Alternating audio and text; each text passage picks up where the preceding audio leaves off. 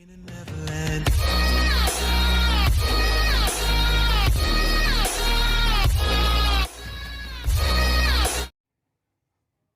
भाइयों, हमारी स्टोरी की शुरुआत होती है 118 एलिमेंट से, यानी कि 118 एलिमेंट से।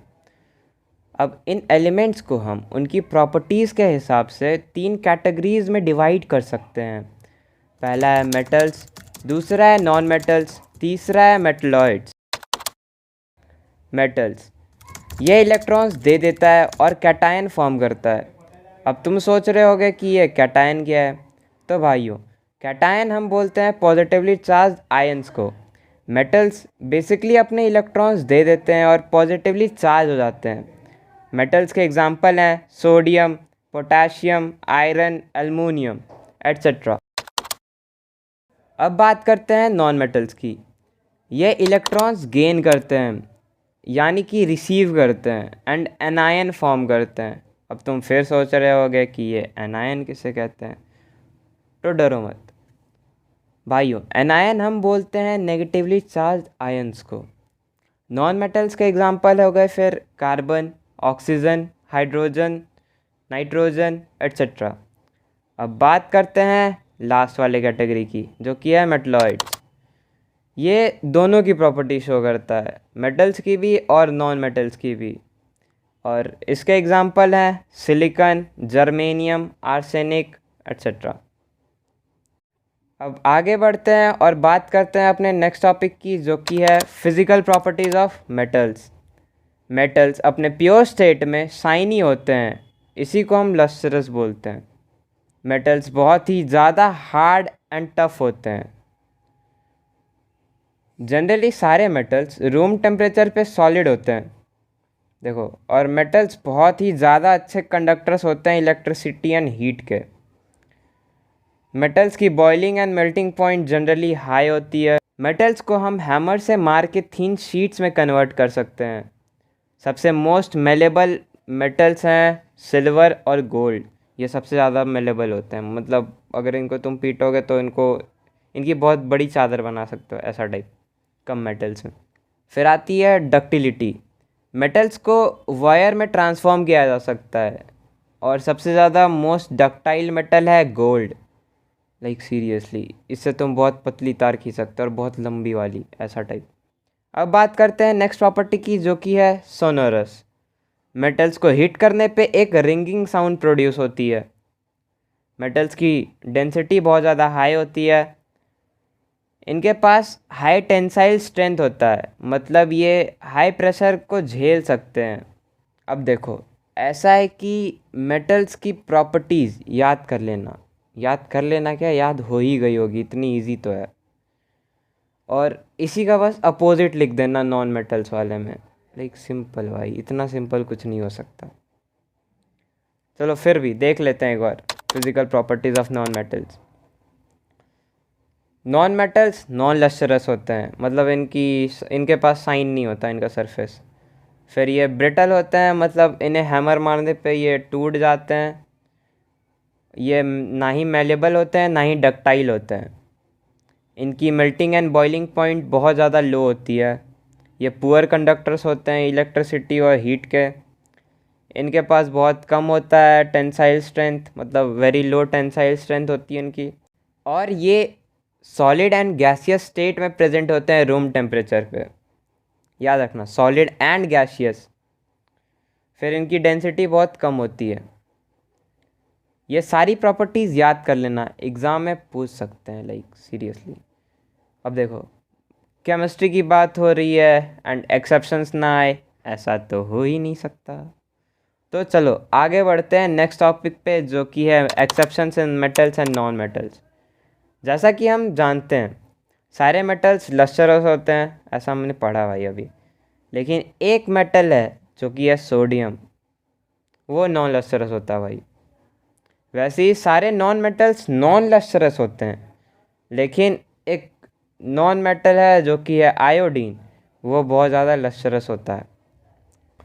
सारे नॉन मेटल्स ब्रिटल होते हैं, लेकिन कार्बन जो कि एक नॉन मेटल है, उसका एक एलोट्रॉप डायमंड, वो सबसे हार्डेस्ट सब्सटेंस है इस पूरे वर्ल्ड में। पोटेशियम, लिथियम, सोडियम, ये सारे मेटल्स तो हम जानते हैं, बट ये सारे के सारे मेटल्स सॉफ्ट होते हैं, इतने सॉफ्ट कि इन्हें तुम नाइफ से भी काट सकते हो।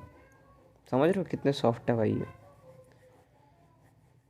सारे नॉन मेटल्स पुअर कंडक्टर होते हैं इलेक्ट्रिसिटी और हीट के, बट ग्रेफाइट जो कि एक कार्बन का इलेक्ट्रॉप है जस्ट लाइक डायमंड, वही कंडक्ट करता है इलेक्ट्रिसिटी को भी, और ये बहुत ज़्यादा अच्छा कंडक्टर होता है।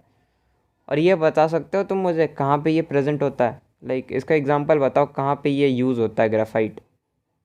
बताओ बताओ।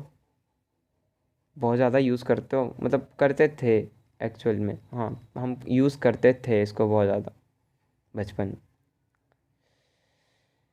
सारे मेटल्स गुड कंडक्टर्स होते हैं इलेक्ट्रिसिटी के, बट लीड पुअर कंडक्टर होता है इलेक्ट्रिसिटी एंड हीट का। फिर सारे मेटल्स के बॉइलिंग पॉइंट हाई होते हैं, बट गैलियम और सीसियम, इन दोनों के बॉइलिंग और मेल्टिंग पॉइंट इतने कम है कि मत पूछो भाई। अगर इन्हें तुम अपने हाथ में रखोगे तो वो हाथ में ही पिघल जाएंगे। समझ रहे हो? बस तुम्हारी बॉडी के हीट को एब्जॉर्ब करके वो पिघल जाते हैं, इतने कम होता है इसका मेल्टिंग पॉइंट। डायमंड, जैसा हम जानते हैं कि कार्बन का एक इलेक्ट्रॉप है, ये इसका बॉइलिंग पॉइंट बहुत ज़्यादा हाई होता है, लाइक सीरियसली बहुत ज़्यादा हाई। सारे मेटल्स एक रिंगिंग साउंड प्रोड्यूस करते हैं, बट मर्क्यूरी एक एक्सेप्शन है, वो नहीं कर सकता। सारे मेटल्स सॉलिड स्टेट में प्रेजेंट होते हैं रूम टेम्परेचर में, बट मर्क्यूरी लिक्विड स्टेट में प्रेजेंट होता है। और most of the non metals solid and gaseous state में प्रेजेंट होते हैं, except bromine. Bromine liquid form में प्रेजेंट होता है, याद रखना, वापस मैं रिपीट कर रहा हूँ, ठीक। सारे के सारे मेटल सॉलिड स्टेट में प्रेजेंट होते हैं रूम टेम्परेचर पे, बट मर्क्यूरी एक एक्सेप्शन है। उसके बाद सारे के सारे नॉन मेटल्स वो सॉलिड या फिर गैसियस स्टेट में प्रेजेंट होते हैं, बट ब्रोमीन एक एक्सेप्शन है जो कि लिक्विड स्टेट में प्रेजेंट होता है। अब देखते हैं नेक्स्ट टॉपिक को, जो कि है केमिकल प्रॉपर्टीज़ ऑफ मेटल्स। देखो, जब मैं ये चैप्टर पढ़ रहा था तब मुझे पता चला ये पूरा चैप्टर मोस्टली मेटल्स के बारे में, ठीक। पता नहीं फिर नॉन मेटल्स क्यों लिख दिया भाई चैप्टर के नेम में, लाइक सीरियसली भाई, बेचारा non metals, I feel sad for him. Anyways continue करते हैं टॉपिक को। Metals reaction with oxygen. Metals जब ऑक्सीजन के साथ रिएक्ट करते हैं तो वो मेटल ऑक्साइड फॉर्म करते हैं। अब देखो, हमने पहले पढ़ा है भाई एसिड बेस और सॉल्ट वाले चैप्टर में, होपफुली तुम लोगों ने पढ़ा ही होगा। मेटल्स ऑक्साइड बेसिक नेचर के होते हैं, और कुछ मेटल ऑक्साइड एम्फोटेरिक नेचर के होते हैं। अब तुम सोच रहे होगे कि ये एम्फोटेरिक ऑक्साइड क्या होता है, तो सुनो। एम्फोटेरिक ऑक्साइड उन ऑक्साइड्स को बोला जाता है जो बेसिक एंड एसिडिक दोनों प्रॉपर्टी शो करते हैं। For example zinc oxide and aluminium oxide. कुछ मेटल्स ऑक्सीजन के साथ बहुत ज़्यादा विग्रसली रिएक्ट करते हैं, एग्जाम्पल के लिए सोडियम और पोटेशियम, इसलिए इन्हें केरोसिन में स्टोर किया जाता है ताकि ये एयर के साथ, मतलब एयर में प्रेजेंट ऑक्सीजन के साथ रिएक्ट ना कर सके। And metals like gold, silver, ये कोई भी रिएक्शन शो नहीं करते भाई, लाइक सीरियसली कोई भी रिएक्शन नहीं शो करते हो ऑक्सीजन के साथ। अब देखते हैं दूसरी प्रॉपर्टी, जो कि है reaction of metals with acid. Metal जब एसिड के साथ रिएक्ट करते हैं तो वो सॉल्ट और हाइड्रोजन गैस बनाते हैं। हाँ, इधर एक इम्पॉर्टेंट एक्सेप्शन आता है जो कि है मेटल्स प्लस नाइट्रिक एसिड।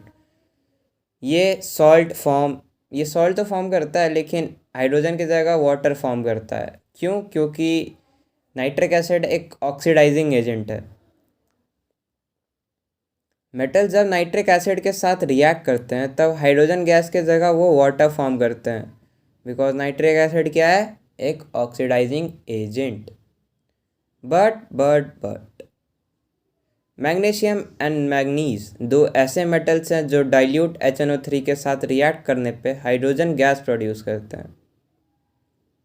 अब चलो एक और इम्पॉर्टेंट सब्सटेंस के बारे में पढ़ लेते हैं, जिसका नाम है एक्वा रेजिया।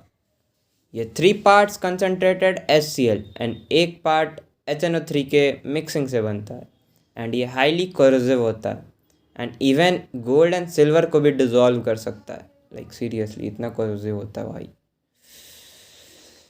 अब बात करते हैं reaction of metals with water. Metals plus water gives metal oxide plus hydrogen.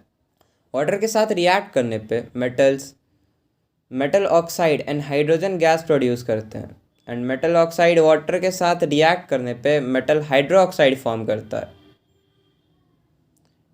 Metals like sodium and potassium बहुत ज़्यादा वायलेंटली रिएक्ट करते हैं वाटर के साथ एंड ये रिएक्शन इतना हीट प्रोड्यूस करता है जिसके कारण हाइड्रोजन गैस तक में आग लग जाती है। हाँ, और बाय द वे ये हाइड्रोजन उस रिएक्शन में हो रहे चेंजेस के कारण बनता है, मतलब वो रिएक्शन से ही निकलता है वो हाइड्रोजन और उसी में आग लगती है। इसके बाद आता है कैल्शियम। ये थोड़ा कम वायलेंटली रिएक्ट करता है वाटर के साथ। और उसके बाद फिर सोडियम, पोटेशियम, कैल्शियम, ये सारे के सारे कोल्ड वाटर के साथ रिएक्ट कर सकते हैं। मैग्नीशियम बस हॉट वाटर के साथ रिएक्ट करता है और एल्युमिनियम, जिंक, आयरन ये तीनों स्टीम के साथ रिएक्ट करते हैं। लीड, कॉपर, गोल्ड, सिल्वर ये सारे को कोई मतलब ही नहीं है भाई, ये किसी के साथ रिएक्ट नहीं करते। लाइक सीरियसली वाटर के साथ भी रिएक्ट नहीं करती है। मेटल ऑक्साइड्स जनरली वाटर में इनसॉल्युबल होते हैं बट कुछ मेटल ऑक्साइड्स वाटर में डिज़ोल्व होकर एल्कलीज फॉर्म करते हैं। ये हमने पढ़ा है एसिड, बेस एंड सॉल्ट वाले चैप्टर में। नेक्स्ट एंड लास्ट मेटल की केमिकल प्रॉपर्टीज़ देखने से पहले एक नज़र रिएक्टिविटी सीरीज़ पे डाल लेते हैं।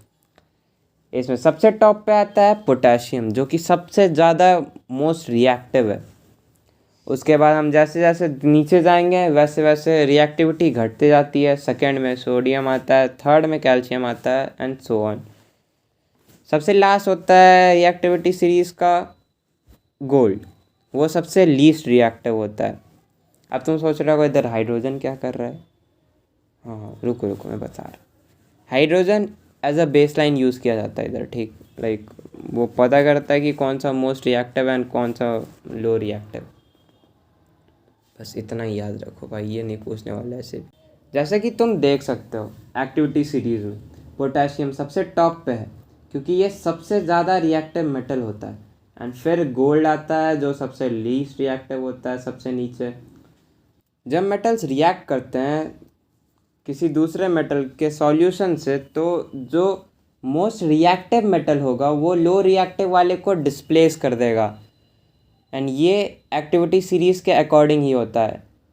बाय द वे ये डिस्प्लेसमेंट रिएक्शन अगर तुम्हें याद हो तो, फॉर एग्ज़ाम्पल मैंने एक सोडियम का टुकड़ा लिया एंड जिंक क्लोराइड के सॉल्यूशन में डाल दिया, तो जो सोडियम है वो बहुत ज़्यादा रिएक्टिव होता है, ठीक, इन नेचर जिंक के कंपैरिजन में। तो वो जिंक को डिस्प्लेस करके खुद क्लोराइड के साथ बैठ जाएगा भाई और खुद नया सॉल्ट फॉर्म करेगा जो कि है सोडियम क्लोराइड। एंड हाँ ये डिस्प्लेसमेंट रिएक्शन है, मैं वापस से बता रहा, ये याद रखना। मेटल्स की केमिकल प्रॉपर्टीज़ कंप्लीट हो गई है। अब देखते हैं नॉन मेटल्स की chemical properties. Reaction of non metals with oxygen. Non metals plus oxygen ये फॉर्म करते हैं non metallic oxide. Most non metallic oxide acidic nature के होते हैं एंड कुछ मेटेलिक ऑक्साइड न्यूट्रल होते हैं। Non metals water and acid के साथ रिएक्ट नहीं करते। भाई कितने अच्छे यार, इनके कारण हमें ज़्यादा नहीं पढ़ना पड़ता। लाइक सीरियसली कितने अच्छे ये। तो ये हो गया फाइनली हमारा केमिकल प्रॉपर्टीज़ कंप्लीट। बट ये metals and non metals react कैसे करते हैं बताओ। छोड़ो मैं ही बता देता। तो इसे जानेंगे हम नेक्स्ट टॉपिक में जो कि है how do metals and non metals react. Metals अपने वैलेंस शेल से इलेक्ट्रॉन्स लूज़ करते हैं जिसके कारण ये कैटायन फॉर्म करते हैं और नॉन मेटल्स अपने शेल्स से इलेक्ट्रॉन्स गेन करते हैं एंड एनायन फॉर्म करते हैं। मेटल्स एंड नॉन मेटल्स के इलेक्ट्रॉन ट्रांसफ़र के कारण जो कंपाउंड फॉर्म होता है उन्हें हम आयोनिक कंपाउंड या इलेक्ट्रोवैलेंट कंपाउंड बोलते हैं। अब थोड़ा जान लेते हैं इन आयोनिक कंपाउंड्स या इलेक्ट्रोवैलेंट कंपाउंड्स जो बोलो उनके बारे में। सॉलिड एंड हार्ड, ये सॉलिड होते हैं। लाइक आयोनिक कंपाउंड्स का फिजिकल नेचर बहुत हार्ड होता है। क्यों? क्योंकि due to strong force of attraction between positive and negative ions ये कंपाउंड्स ब्रिटल होते हैं। ज़्यादा प्रेशर डालने पे ये टूट जाते हैं। High melting and boiling point, high energy required होती है इनको ब्रेक करने के लिए, मतलब इनके इंटर आयोनिक अट्रैक्शन को ब्रेक करने के लिए, इसलिए इनकी high melting and boiling point होती है।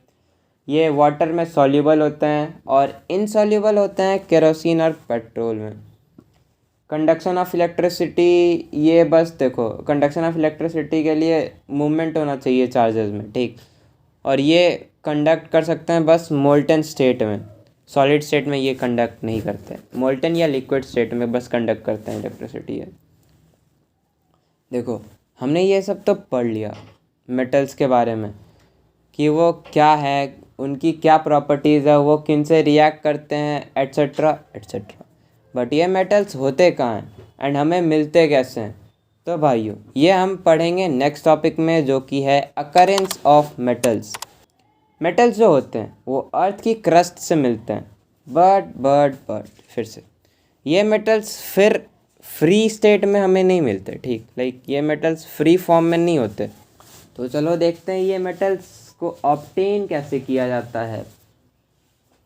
तो सबसे पहले बात करते हैं मिनरल्स की। मिनरल्स आर एलिमेंट्स और compounds which occur naturally in earth's crust. अब तुम सोच रहे होगे कि मैंने अभी बोला कि मेटल्स फ्री स्टेट में प्रेजेंट नहीं होते, फिर मैंने यहाँ एलिमेंट्स क्यों लिखा है? तो ऐसा है कि जो हमने थोड़ी देर पहले एक्टिविटी सीरीज़ देखी थी उसमें लो रिएक्ट वाले मेटल वो फ्री स्टेट में एग्जिस्ट करते हैं। For example gold, platinum, silver etcetera. जिन मिनरल्स में वेरी हाई परसेंटेज होता है किसी पर्टिकुलर मेटल का एंड इस मेटल को हम प्रॉफिटेबली एक्सट्रैक्ट कर सकते हैं उससे, तो इन मिनरल्स को ओर्स कहते हैं। फॉर एग्जांपल बॉक्साइट एल्युमिनियम के ओर को कहते हैं और हेमेटाइट आयरन के ओर को कहते हैं, ऐसे ही बस। गैंग जनरली अनवांटेड मटेरियल या इम्प्योरिटी होती है जो प्रेजेंट होते हैं किसी और में, लाइक सॉइल, सैंड एट्सेट्रा। हमें ये तो पता चल गया कि ये मेटल्स ओर्स में प्रेजेंट होते हैं, बट इन्हें एक्सट्रैक्ट कैसे करते हैं? एनीवेज टेंशन मत लो, यही अब हम पढ़ेंगे नेक्स्ट टॉपिक में, जो कि है extraction of metals from ores. By the way इस प्रोसेस को हम मेटलर्जी बोलते हैं। The extraction of metals from their ores is known as metallurgy। ये हम पढ़ेंगे, मतलब यहाँ हम पढ़ेंगे बेसिकली थ्री स्टेप्स। ये हम पढ़ेंगे बेसिकली थ्री स्टेप्स में। स्टेप 1 एनरिचमेंट और concentration of ores. Step 2 extracting of metals. Step 3 refining of metals. जैसा कि हमने पढ़ा, ores are contaminated with large amounts of impurities called gangue and इन इम्प्योरिटीज़ को हटाना बहुत ज़्यादा इम्पॉर्टेंट होता है मेटल्स के एक्सट्रैक्शन में। गैंग के फिज़िकल एंड केमिकल प्रॉपर्टीज़ के हिसाब से अलग अलग तरीके यूज़ किए जाते हैं ताकि गैंग को रिमूव किया जा सके ओर्स से, एंड इसी प्रोसेस को हम एनरिचमेंट ऑफ ओर या कंसंट्रेशन ऑफ ओर बोलते हैं। कंसंट्रेशन ऑफ ओर होने के बाद मेटल्स के रिएक्टिविटी पे डिपेंड करेगा कि आगे किस प्रोसेस का यूज़ किया जाएगा उनके एक्सट्रैक्शन में। सॉरी प्रोनाउंसिएशन थोड़ा इधर उधर हो सकता है, उसके लिए sorry. Metals of high reactivity, metals of middle reactivity, metals of low reactivity, in 3 levels में बांटा जाता है मेटल्स को उनके रिएक्टिविटी के बेसिस पे। सबसे पहले देखते हैं मेटल्स विथ हाई रिएक्टिविटी को। इसके एग्जांपल हो गए sodium, potassium, calcium, aluminium etcetera. तो ये मेटल्स जिस प्रोसेस से एक्सट्रैक्ट होते हैं उसे इलेक्ट्रोलाइटिक रिडक्शन कहते हैं। अब देखो इलेक्ट्रोलाइटिक रिडक्शन में हम मोल्टन मेटल क्लोराइड को इलेक्ट्रोलाइसिस करते हैं उसका, एंड इसमें कैथोड पार्ट में मेटल एंड एनोड पार्ट में क्लोराइड जमा हो जाता है। अब आते हैं मेटल्स विथ मिडिल रिएक्टिविटी पे। Metals like iron, zinc, lead etcetera. इन मेटल्स की जनरली दो टाइप की ओर्स होती है, कार्बोनेट और सल्फाइड ओर। ये दोनों ओर्स से डायरेक्टली मेटल एक्सट्रैक्ट नहीं किया जा सकता, इसलिए हम मेटल ऑक्साइड बनाते हैं इन ओर्स से। अब देखो, कार्बोनेट ओर से कैल्सिनेशन के थ्रू मेटल ऑक्साइड फॉर्म होता है एंड सल्फाइड ओर से रोस्टिंग के थ्रू। ये दोनों याद रखना, ठीक, कैल्सिनेशन एंड रोस्टिंग। एग्ज़ाम में कैल्सिनेशन एंड रोस्टिंग के बीच का डिफरेंस बताने के लिए क्वेश्चंस मोस्टली पूछ ही लेते हैं सीबीएसई वाले, तो एक बार इनके बीच के डिफरेंसेस को भी देख लेते हैं। कैल्सिनेशन, इसमें कार्बोनेट ओर को ऑक्साइड में कन्वर्ट किया जाता है और रोस्टिंग में इसमें सल्फाइड ओर को ऑक्साइड में कन्वर्ट किया जाता है। कैल्सिनेशन में हीटिंग की जाती है इन एब्सेंस ऑफ एयर, या लिमिटेड सप्लाई ऑफ एयर के अंदर हीटिंग की जाती है। याद रखना, इन एब्सेंस या फिर इन लिमिटेड सप्लाई। और रोस्टिंग में कोई लिमिटेशंस नहीं रहता है, एक्सेस यूज़ किया जाता है एयर का। दोनों के एग्जांपल तो तुम देख ही सकते हो। इसके बाद इन मेटल ऑक्साइड्स का रिडक्शन कराया जाता है कार्बन से, या फिर हाई रिएक्टिव मेटल्स का यूज़ किया जाता है। ये डिस्प्लेसमेंट रिएक्शन हाईली एक्सोथर्मिक होते हैं। इनसे जो हीट प्रोड्यूस होती है वो इतना ज़्यादा होती है जिसके कारण जो मेटल्स प्रोड्यूस होते हैं वो मोल्टन स्टेट में होते हैं। In fact reactions of iron 3 oxide and जिसको हम Fe2O3 बोलते हैं, विथ एल्युमिनियम, इसका यूज़ किया जाता है रेलवे ट्रैक्स और क्रैक्ड मशीन पार्ट्स को जॉइन करने में। इस रिएक्शन का नाम थर्मिट रिएक्शन भी है, याद रखना। अब बात करते हैं मेटल्स विथ लो रिएक्टिविटी की।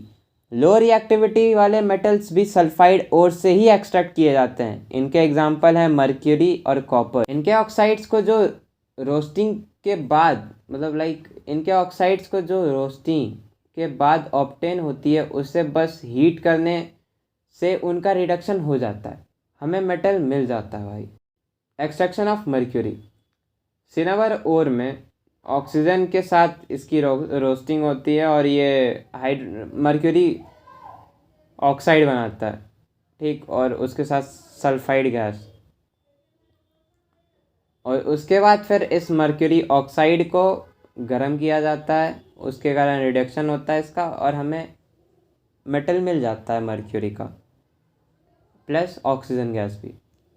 सेम कॉपर के साथ भी होता है, उसके ऑक्साइड को उसके ओर को गर्म किया जाता है, रोस्टिंग उसकी रोस्टिंग की जाती है ऑक्सीजन के प्रेजेंस में, फिर उससे कॉपर ऑक्साइड मिलता है और फिर कॉपर ऑक्साइड को फिर गर्म किया जाता है और उससे हमें कॉपर मिलता है। हमें जो अभी तक मेटल्स मिले हैं, ठीक, वो अभी भी इम्प्योर है, इसलिए रिफाइनिंग ऑफ मेटल्स की जाती है। जिस प्रोसेस से रिफाइनिंग ऑफ मेटल्स की जाती है उसे हम इलेक्ट्रोलाइटिक रिफाइनिंग कहते हैं, याद रखना। इसमें एक thick block of impure metal को एनोड बनाया जाता है, एक thin strip of pure metal को कैथोड बनाया जाता है, और फिर जो वाटर सॉल्युबल सॉल्ट होता है, जिस मेटल को रिफाइन करना है, उसको एज अ इलेक्ट्रोलाइट बनाया जाता है। जब इससे इलेक्ट्रिसिटी पास की जाती है तब इम्प्योर मेटल एनोड से डिज़ोल्व हो जाता है इलेक्ट्रोलाइट सॉल्यूशन में, and pure metal electrolyte solution से कैथोड पार्ट पे जमा हो जाता है।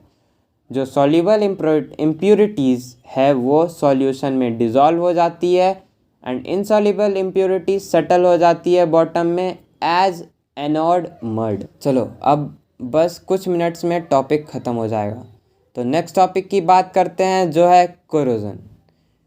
Degradation of quality of metals due two factors like water, air, moisture etcetera. ये सिंपल डेफिनेशन है भाई, सबसे सिंपल, ये तो सबको पता है, स्टिल मैं बता देता हूँ एक बार।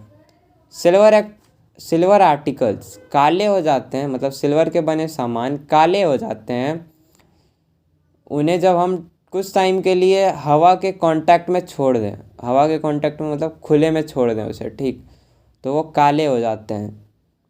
ऐसा इसलिए होता है क्योंकि जो सिल्वर होता है वो सल्फ़र के साथ रिएक्ट करते एक लेयर बना लेता है सिल्वर सल्फाइड की खुद के ऊपर।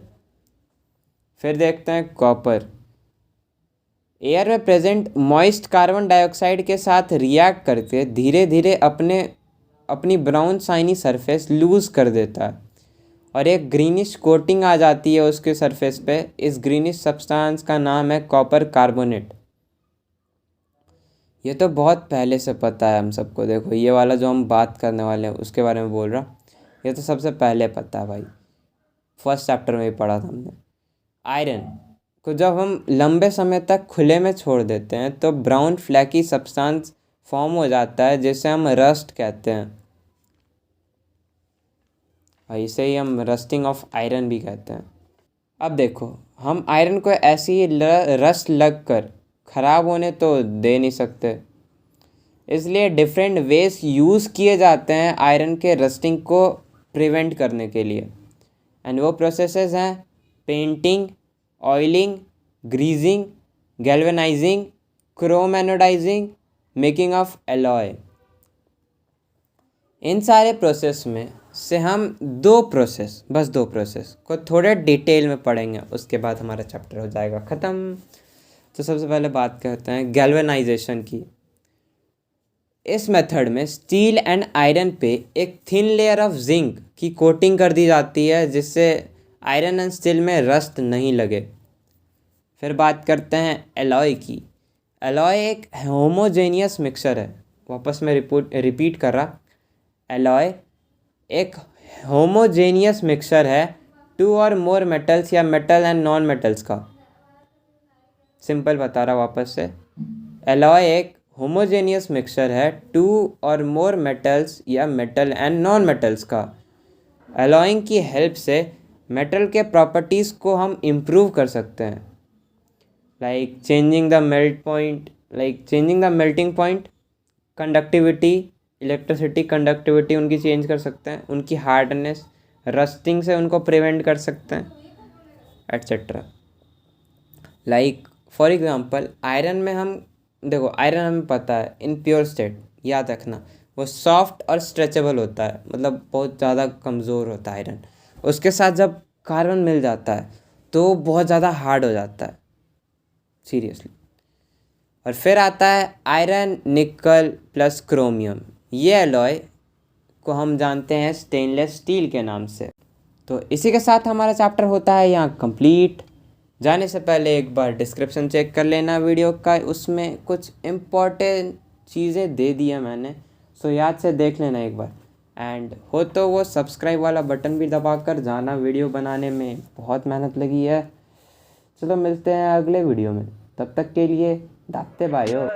Tell me pretty lies, look me in the face, tell me that you love me, even if it's fake.